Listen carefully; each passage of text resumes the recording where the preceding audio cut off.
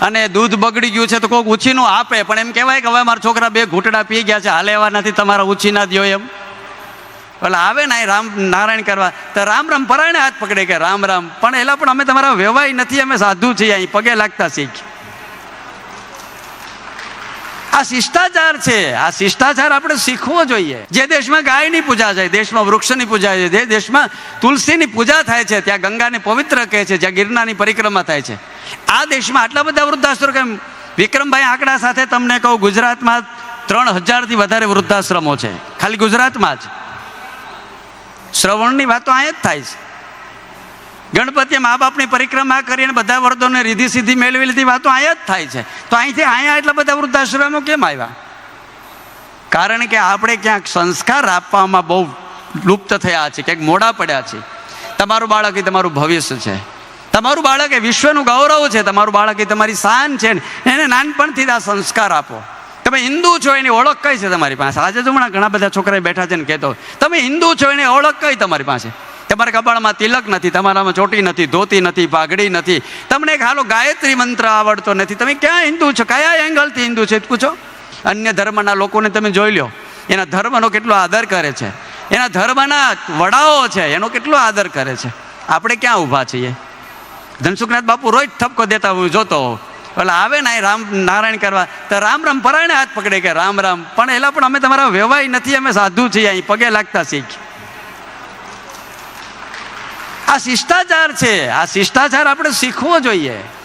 એનો ભાવ સાચો જ હશે, એમાં નો ડાઉટ, એનો ભાવ ખૂબ સારો છે, પણ શિષ્ટાચાર પણ હોવો જોઈએ. આ બાળકને પહેલાં શીખવાડો. આ માતાઓને કરબદ્ધ પ્રાર્થના કરું છું, તમારા બાળકને સારા સંસ્કાર આપો. ભલે એને સારી સ્કૂલમાં ભણાવો, પણ એને સંસ્કારનું સિંચન તમારી જવાબદારી છે. અરે હું એમ કહું છું, તમારા ઘરમાં દૂધી બટેટા ભીંડો ને રીંગણા ન બગડે એની વ્યવસ્થા છે. આ માતાઓને કહું છું, છે ને વ્યવસ્થા? શું છે તમારા ઘરમાં?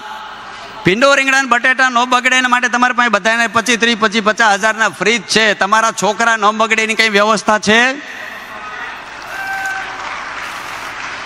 દૂધી ભીંડો બટેટા બીજા આવે, ઉછીના આવે, છોકરા ક્યાં લેવા જાઓ? તમારું બાળક તમારું ભવિષ્ય છે. પછી કે મૂળુભાઈ વિક્રમભાઈ મહાદેવગીરી બાપુ આવ્યા છે અને દૂધ બગડી ગયું છે તો કોઈક ઉછીનું આપે, પણ એમ કહેવાય કે હવે મારા છોકરા 2 ઘૂંટડા પી ગયા છે, હાલે એવા નથી, તમારા ઉછીના દ્યો એમ. એ નહીં હાલે. જવાબદારી તમારી છે કે પહેલાં તમે એને સારા સંસ્કાર આપો. અને સારા સંસ્કાર આપવાથી આપણી વચ્ચે રામપરાથી રૂપલમાં પધાર્યા છે સમસ્ત આહિર સમાજ, એમનું હાર્દિક સ્વાગત કરે છે. માતાજી પોતાનું આસન ગ્રહણ કરે. મારી વાતને હું નંબર પૂરી જ કરું છું. આ ઠપકો એટલા માટે કરું છું કે તમે મારા છો. આ વેદના છે કે જ્યારે આહિર સમાજ ને ઇતર સમાજ જ્યારે કોઈ દ્રષ્ટિથી જોતો હોય છે ત્યારે આહિર કેવો હોય, એનામાં કેવી ખુમારીઓ હોય, એનામાં કેવી વીરતા હોય, એનામાં કેવી ધીરતા હોય, એનામાં કેવો વિવેક હોય. આ વિવેક બહુ, આ દેશ વિવેકનો પૂજારી છે. આ દેશ વિક્રમભાઈ ચિત્રનો પૂજારી નથી, આ દેશ ચરિત્રનો પૂજારી છે. તમારું ચરિત્ર કેવું છે એના ઉપર બહુ આધાર છે. તમે જે દેશમાં રહ્યો છો, જે સમાજમાં જન્મા છો, જે જ્ઞાતિમાં તમે જન્મા છો, એના ઇતિહાસને વાંચો અને એના ઇતિહાસને વાંચો, એના ઇતિહાસને પોતાના જીવનમાં ઉતારવાનો પ્રયાસ કરો કે હું કેવી રીતે મારા ઘરમાંથી, મારા પરિવારમાંથી, મારા સમાજમાંથી, મારા ગામમાંથી આ દૂષણ કેવી રીતે દૂર થાય, અમે કેવી રીતે એક બનીએ. એના પ્રયાસો સતત થવા જોઈએ. અને આ સતત પ્રયાસો છે તો જ આપણે પરિવર્તન લાવી શકશું. અને પરિવર્તન બહુ જરૂરી છે. આ પિંડારક ક્ષેત્રમાં આવ્યા પછી સંકલ્પ કરજો, અમે કોઈના ટાંટિયા નહીં ખેંચીએ, અમે બધાનો હાથ પકડશું, અમે એક છીએ, અમે આહિર છીએ. અને ભગવાન કૃષ્ણ એમ કહે છે, સર્વસ્વ ચાહમ હૃદય સન્નિવિષ્ટો મત સ્મૃતિર જ્ઞાન મોહનં ચ મમે વાંસો જીવલોકે જીવભૂત સનાતનમ મનઃષ્ઠાની ઇન્દ્રાણી પ્રકૃતિ સ્થાની કરશતી. જીવ માત્ર મારો અંશ છે, આહિર તો મારું હૃદય છે. અને આ હૃદયમાં ભગવાન બિરાજમાન હોય તો મમય વાંસો આ મારા અંશ છે. એને કેટલો આનંદ થતો હશે અત્યારે એ પણ એ અસ્તિત્વમાં, કારણ કે કૃષ્ણ તો વ્યાપક છે, અસ્તિત્વ એ આનંદ આ તમને જોઈને આનંદ કરતો હોય છે. અરે ગિરી બાપુને આટલો આનંદ થતો હોય તમને ન થાય? નકર એક ટાઈમ જ કથા કરે છે, બેટા પૂછજો. તમને આ ભાળીને એમ થયો કે મારી 2 ટાઈમની કથા સાર્થક થઈ ગઈ. કારણ કે તમે બેઠા છો એ જ એનો આનંદ છે, તમે સાંભળો છો એ જ એનો આનંદ છે. હવે જો તમે આ જીવનમાં ઉતારો તો કૃષ્ણ આનંદિત થાય કે મારા દીકરા, મારા વારસદારો મારા માર્ગે છે. કારણ કે સંસ્કાર એ આપણા જીવનનો પ્રથમ પાયો છે.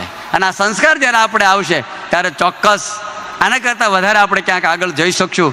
વધારે સમયને લેતા ઘણા બધા મહાનુભાવો છે, ઘણા બધા સંતો અહીં પધાર્યા છે. મારી કરબદ્ધ પ્રાર્થના એ છે, અહીંથી એલાઉન્સમેન્ટ જેના નામ જાહેર કરે એ જ વ્યક્તિ ઉપર આવે. શું કામે? આપણી વ્યવસ્થા ન બગડે એટલા માટે. કારણ કે અહીંયા બધા સરખા છે. તુલસીનું પત્ર નાનું હોય કે મોટું હોય, બધા પવિત્ર જ હોય. શાલિગ્રામની શિલા નાની હોય કે મોટી હોય, બધા ભગવાનના સ્વરૂપ છે. એમ આહિર જ્ઞાતિના આંગણે કોઈ પણ આવે, બધા સરખા છે. પણ એક વ્યવસ્થાના ભાગરૂપે અહીંયા ગિરિબાપુના આશીર્વાદ લેવા માટે, એમનું સન્માન કરવા માટે જેના અહીં સ્ટેજ ઉપર એલાઉન્સર બોલાવે એ શાંતિથી આવીએ. જે નામ બોલે એટલા જ લોકો આવીએ. આવ્યા પછી માત્ર ને માત્ર જે સાધુઓ છે એ જ આરતી માટે ઉપર આવે છે, એવી પહેલેથી વ્યવસ્થા થઈ છે. એટલે એ વ્યવસ્થાને આપણે જાળવી રાખીએ. અને બાકીના જે આગેવાનો છે એ નીચે ઊભા રહીને આપણે દરરોજ આરતી કરીએ છીએ, એ ક્રમને આપણે શાંતિપૂર્વક જાળવી રાખીએ. કાંઈ અવ્યવસ્થા ન થાય, ભીડ ન થાય. જમવામાંથી લઈ બધી જગ્યાએ એની જવાબદારી આપણા બધાની છે. માત્ર કાર્યકર્તાઓની નથી, માત્ર વ્યવસ્થાપકોની નથી. આમાં બેઠેલો દરેક આહિર સમાજ આ વાતને સંપૂર્ણપણે જાણે છે અને અનુસરે. અને આ કથાને ચાર ચાંદ લગાડવા એ મારીને તમારી બધાની નૈષ્ઠિક જવાબદારી છે. અને આ જવાબદારી આપણે ઉપાડવી જોઈએ. હું રોજ તમને થોડો ઠપકો હોય કે ઘૂંટડો પાતો રહીશ, કારણ કે ચૈત્ર મહિનામાં આયુર્વેદ એમ કહે છે કે લીમડો પાવો જોઈએ. આયુર્વેદ માટે ગુણકારી છે. ગિરિબાપુ તો રોજ તમને મીઠાઈ આપે જ છે. એટલે કારણ કે એ ગિરી છે ને હું ગિરી છું. એ જેની કથા કહે છે એ મહાદેવ પોતે જ હોય, તો પછી તો ઝેર તો કોકને પીવું પડે ને દાદા. એટલે થોડુંક પાય જાણી પણ તમને ગુણ કરશે, તમારા હિત માટે હશે. એટલે વિશેષ સમયને લેતા ભગવાન મુરલીધરને પ્રાર્થના કરજો કે અમારું કલ્યાણ થાય, અમારું શ્રેય થાય, અમારે દિન પ્રતિદિન અમારો વિકાસ થાય, અમારા દીકરાઓ, અમારા દીકરાના દીકરાઓ એ ઉત્કૃષ્ટ બને, ઉદ્ધર્વ ગતિ તરફ જાય અને આ સમાજ રોજ ફૂલે ફાલે અને આગળ વધે. એ ભગવાન મુરલીધરના ચરણમાં પ્રાર્થના સાથે આ દુર્વાસાને ભૂમિમાં ઉપર સર્વેત્ર સુખીના સંતુ સર્વે સંતુ નિરામયા સર્વે ભદ્રાણી પચ્યંતુ મા કચ્ચિત દુઃખ ભાગ ભવેત. ઓમ શાંતિ.